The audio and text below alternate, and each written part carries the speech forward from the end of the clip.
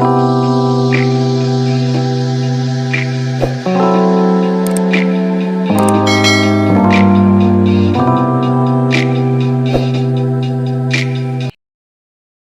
dear Cancer. I'm Jamie Dawn, your evolutionary revolutionary astrologer, bringing you your May 2022 horoscope. And we start the month coming off of a new moon eclipse. It was in Taurus, and that was on the 30th. And you may still be feeling the effects of it. If something did not happen before or during this eclipse time, just wait. There's still a few more weeks of this effect that you'll be feeling. And we also have Venus entering Aries. This happens on May 2nd at the beginning of the month in your 10th house. This is going to probably ramp up your reputation, put you in the spotlight, maybe even easily attract opportunities to lead, to show people who you really are, as well as if you're looking for a little boost in your finances, in your business, if you're a business owner, or you're looking to find ways to get that promotion. During this time, you could find yourself able to have that happen.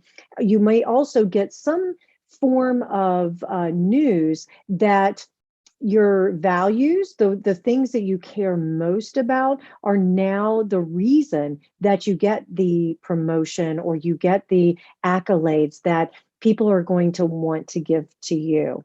Also, if you are partnered with somebody during this time, they may find themselves maybe behind the scenes in the background supporting you and really shoving you into the spotlight and saying, hey, I love this Cancer and they're doing amazing work and I want to help them and I want to celebrate them. So that's also something that I think is going to just make your heart sing, especially if you're partnered with somebody. If you're single, Cancer, this is a time to let your light shine, to do things in your own independent way, and you could easily attract attention to you. And not necessarily where it anchors into a solid relationship, but it will give you a chance to be able to at least feel good knowing that there's that attractive quality for yourself.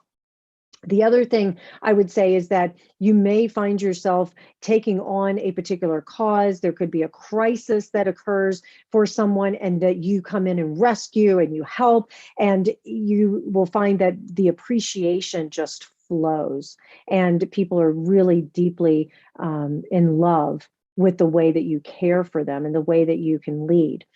Also, Mercury will retrograde this month in the sign of Gemini, so its ruler, and Jupiter will enter Aries. These happen simultaneously on May 10th, and this is going to activate that 10th and 12th house.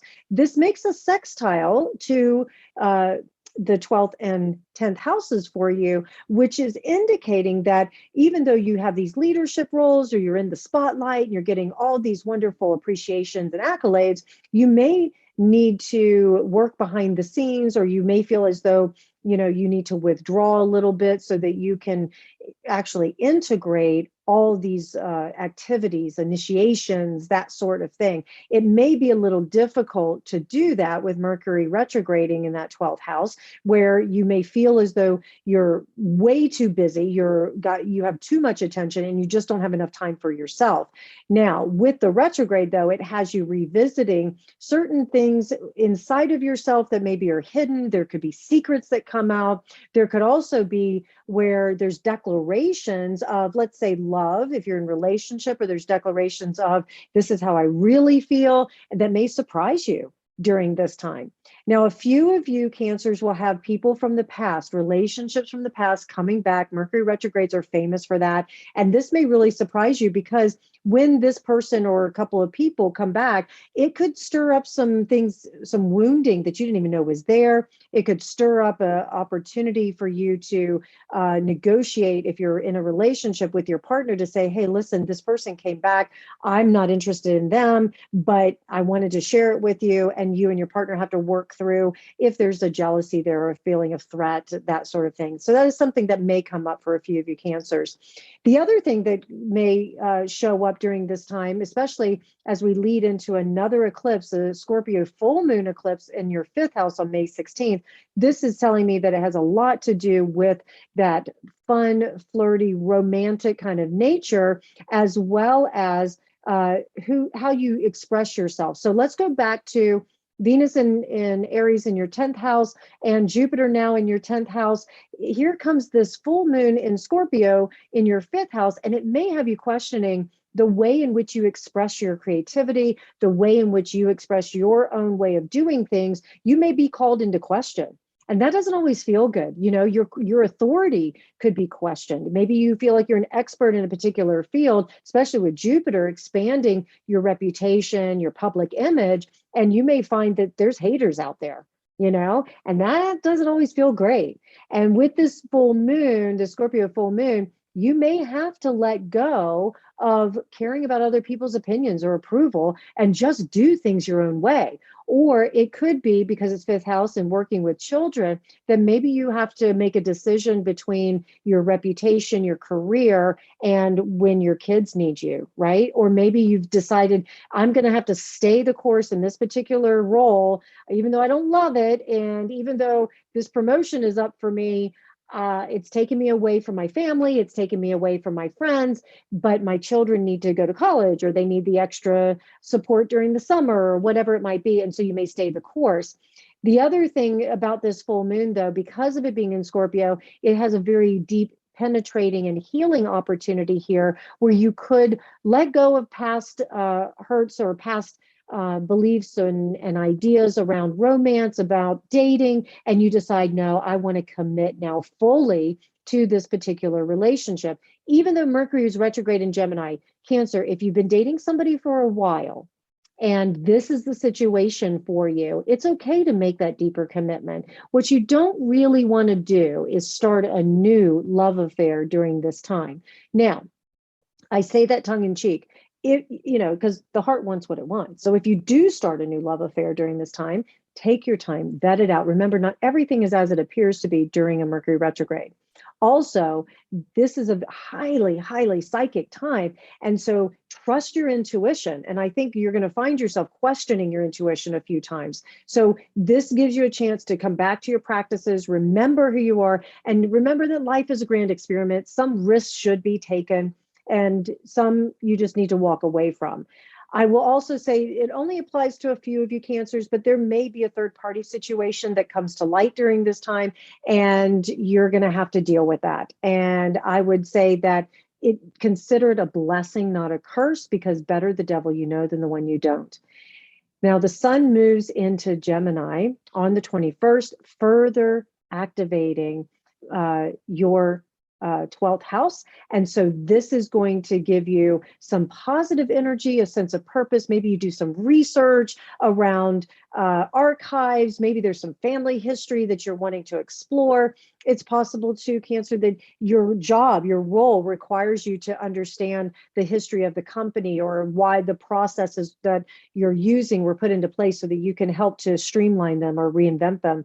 This also has a good indication that you may be revisiting some of your own internal authority and saying, you know what, I have consent, I have my own agency, I'm sovereign within myself, and I want to do more spiritual exploration about what is happening for me so that I can show up more self-aware and even as a better leader for those that I'm in charge of. Mercury will retrograde back into Taurus on May 23rd. This activates your 11th house. And what you may find is that if there were previous, say, conversations or connections, social circles, friends, that sort of thing, you may be going back towards some of those conversations, redoing some things.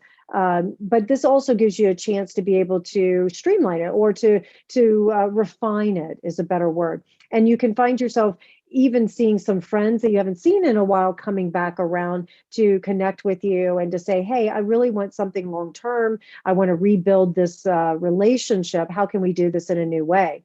Now, Mars enters Aries on the 24th, further activating that 10th house, sort of shoving you, because Mars is the rule of Aries, right? It just shoves you right into the spotlight again, into a leadership role. People may be seeking you out for your authority, for your information, for just your presence alone. Now, the other thing is that you may have to stand up for yourself, or you may have to defend somebody that you consider to be a leader or an expert. It could be that if you're the leader expert of a field that you're going to have to defend it. There's a little bit of that. It's great if you're writing a dissertation, or it's great if you are needing to secure your reputation and say, this is why I deserve to be in the position I'm in.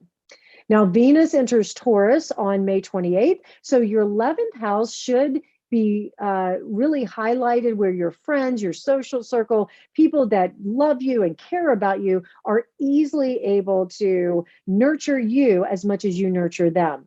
This also has a wonderful indication that love is in the air. Gemini new moon is also happening shortly after this. That's on the May 30th in your 12th house. And so your 11th, 12th houses are going to be pretty active. Your 10th, 11th houses, these are your social houses. These are the ones that let you see how you can interact with the world at large. And so when you have this kind of energy with Mars, Venus, and a new moon, then you can easily, and with some effort, but fun effort, you can easily attract to you your hopes and your wishes. You can see dreams manifesting in relationship, in business, but it's really about how you can be of greater service to the greater good. This is a unity consciousness kind of feeling. And at this Gemini new moon, you may find yourself able to take on a more spiritual aspect. Yes, Mercury is still retrograde, so use it as a psychic time to really tap into that intuition that you do really well. And Venus and Taurus in the 11th house will have you nurturing your closest relationships, your friendships, and it may also give you an opportunity to find new ways in which you can invite the summer months ahead. Maybe there's a meetup group that you want to join, or there's a new activity that you want to take on, and it expands your social circle. And in doing so, it also allows you to do what you do best, which is take care of others. But remember, it's also a time to take care of yourself. And with this Gemini new moon at the end of the month, setting seeds of intention to just be able to be of greater service, to be able to connect with others in a larger and maybe a more lighthearted way, can give you an opportunity to secure, whether it's that job promotion or it's that new opportunity to just shine, that you can actually start to see that as the months continue ahead. I will also say, Cancer, a few of you, I'm picking up intuitively, are going to be having talks with your beloved about some sort of financial and home-based move that's happening, something shifting for you in a as far as like your residential, your surroundings. So I'll just plant that little seed for a few of you Cancers. All right, you guys, I hope this helps, gives you a little idea of what you can be looking forward to. Please like, subscribe, share, comment, and come find me at jamiedawn.com. I look forward to connecting with you. Have a great month.